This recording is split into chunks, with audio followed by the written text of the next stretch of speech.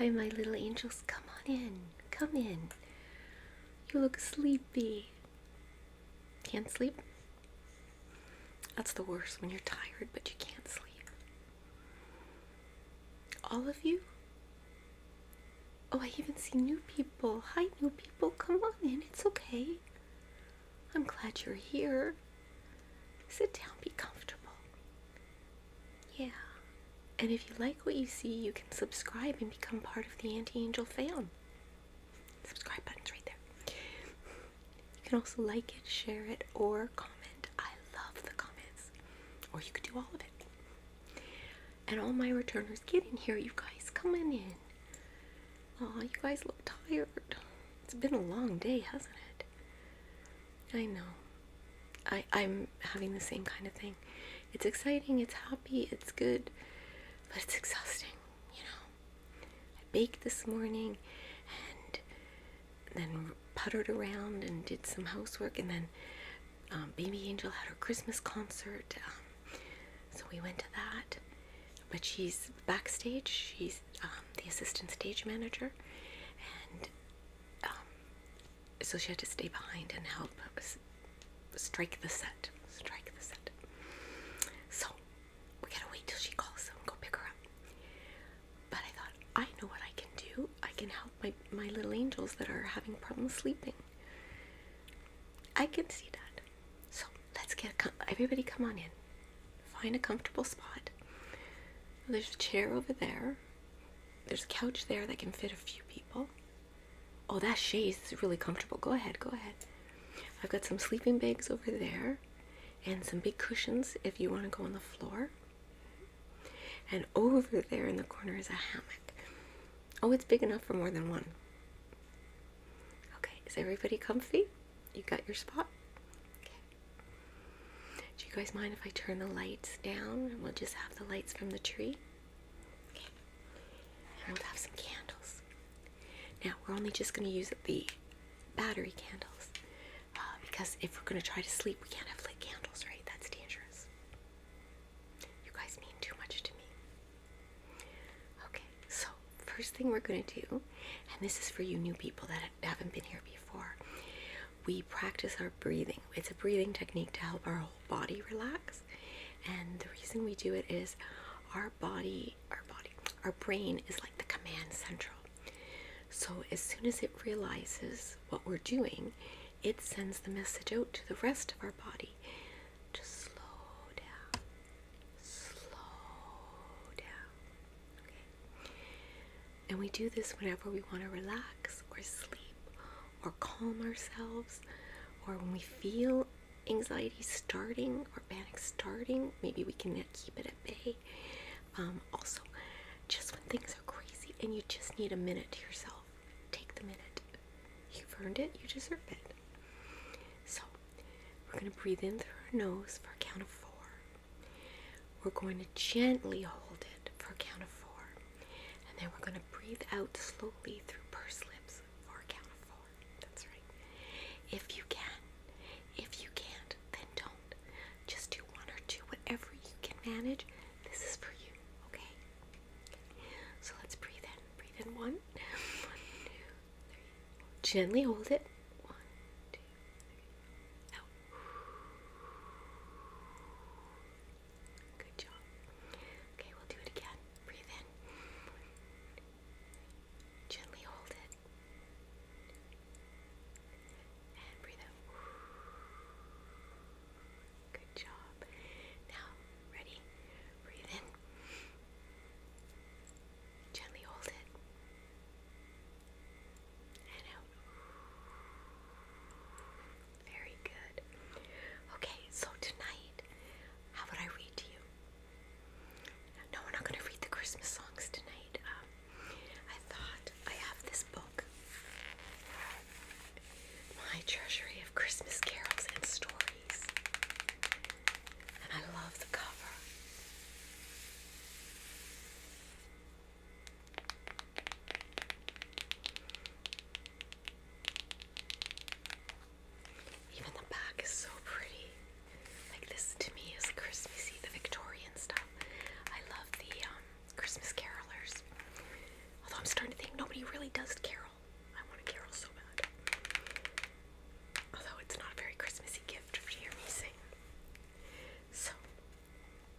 picking up my glasses. Oh, they're over there. Okay. You know what? This is pretty big. I think I can manage. So how about the Foolish Fir Tree? Okay. A tale that the poet Ruckett told to German children in days of old, disguised in a random, rollicking time, like a merry actor of ancient time, and sent in its English dress to please the little folk of the Christmas trees. Okay. A little fir tree grew in the midst of the wood, contented as happy as young trees should. His body was straight and his boughs were clean, and summer and winter, the bountiful sheen of his needles bedecked him from top to root in a beautiful, all-year, evergreen suit. But a trouble came into his heart one day, when he saw that the other trees were gay, in the wonderful garment that summer weaves, of numerous shapes and kinds of leaves. He looked at his needle so stiff and small, and thought that his dress was the poorest of all. Then jealousy clouded the little tree's mind, and he said to himself it was not very kind to give such an ugly old dress to a tree. If the forest fairies would only ask me, I'd tell them how I should like to be dressed, in a garment of gold to bedazzle the rest. So he fell asleep, but his dreams were bad. When he woke in the morning, his heart was glad, for every leaf that his boughs could hold was made of the brightest beaten gold. I tell you, children, that tree was proud. He was smiling above the common crowd. As he tinkled his leaves, as he would say to a peddler who happened to pass on the way, "Just look at me, don't you think I'm fine? And wouldn't you like a dress such as mine?" "Oh yes," said the man, "and I really guess that I must fill my pack with your beautiful dress." So he packed the golden leaves with care, and left the little tree shivering there. "Oh, why did I wish for golden leaves?" The fir tree said. "I forgot the thieves would be some to sure to rob me passing by. If the fairies could just give me another try, I'd wish for something that cost much less, and he's satisfied with a glass for my dress." Then he fell asleep, and just as before, the fairies granted his wish once more. When the night was gone and the sun rose clear, the tree was a crystal chandelier. And as it seemed, as he stood in the morning light, that his branches were covered with jewels bright. "Aha," said the tree, "this is something great." And he told himself to stand proud and straight. But a rude young wind through the forces dashed, in a reckless temper, and quickly smashed all the delicate leaves. With a dashing round, they broke into pieces and fell to the ground, with a silvery shimmering shower of bad. And the tree was now looking very sad. Then he sighed and groaned, but his voice was weak. He was so ashamed he could not speak. He knew at last he had been a fool to think of breaking the forest rule and choosing a dress himself to please, because he envied the other trees. But it couldn't be helped, it was now too late. He must make up his mind to a leafless fate. So he let himself sleep into a slumber deep, but he moaned and tossed in his troubled sleep, till the morning reminded him with a joyful beam, and he woke up to find it was all a dream. For those evergreens was where he stood, a pointed fir in the midst of the wood. His branches were sweet with the fragrant smell, his needles were green when the white snow fell, and always contented and happy was he. He was the very best kind of Christmas tree. That was a good one. I'd never heard that before. Oh, these are all poems, I believe. Okay, I'm having a little trouble with the poems, so let's find a nice story, shall we? How about... Oh, not A Christmas Carol. I will be reading A Christmas Carol this Christmas. This one looks very nice. What's this one?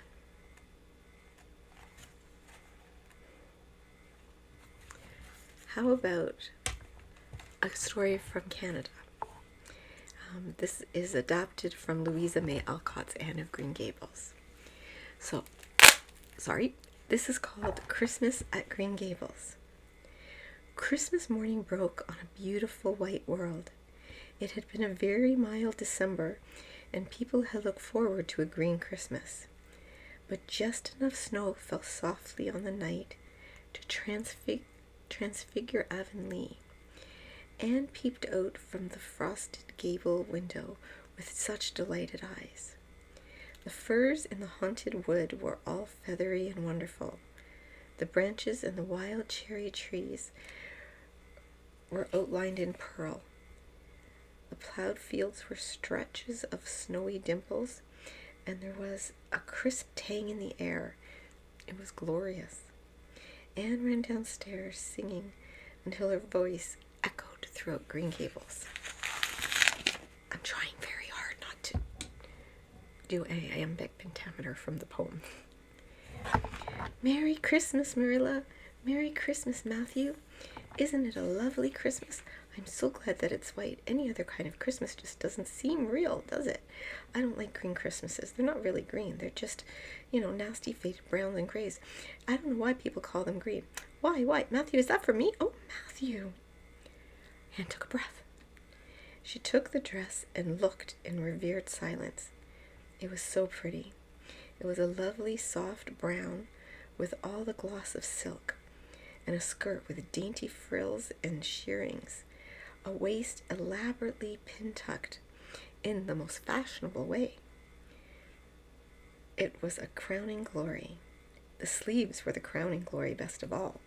Long elbow cuffs, and above them 2 beautiful puffs, divided by rows of shearing and bows of brown silk ribbon. That's a Christmas present for you, Anne, said Matthew shyly. Why, Anne, don't you like it? Well, now. For Anne's eyes had suddenly filled with tears. Like it? Oh, Matthew. Anne laid the dress over a chair and clasped her hand. Matthew, it's perfectly exquisite. I could never thank you enough. Look at those sleeves. Oh, it seems to me this is just a dream. Well, let us have breakfast, interrupted Marilla. I must say, Anne, I don't think you needed the dress, but since Matthew got it for you, you'll take good care of it. Now, here's a hair ribbon. Mrs. Lynde left it for you. It's brown. It'll match the dress. Now, come on, all of us sit down. I don't see how I'm going to be able to eat breakfast, said Anne rapturously. Breakfast seems so commonplace at such an exciting moment. I'd rather feast my eyes on that dress. I'm so glad the puff sleeves are still fashionable. It did seem to me that I'll never get over it if they went out of style before I had a dress with them. I'd have never felt quite satisfied. Do you know what I mean? It was lovely of Mrs. Lynde to give me the ribbon, too. I feel that I ought to be a very good girl indeed. It's at times like this I'm sorry I'm not a model little girl, and I always resolve that I will be in the future. But somehow it's just so hard to carry out your resolutions when temptation is so close. Still, I really will make extra effort this time. I think she says that a lot. Let's see what else.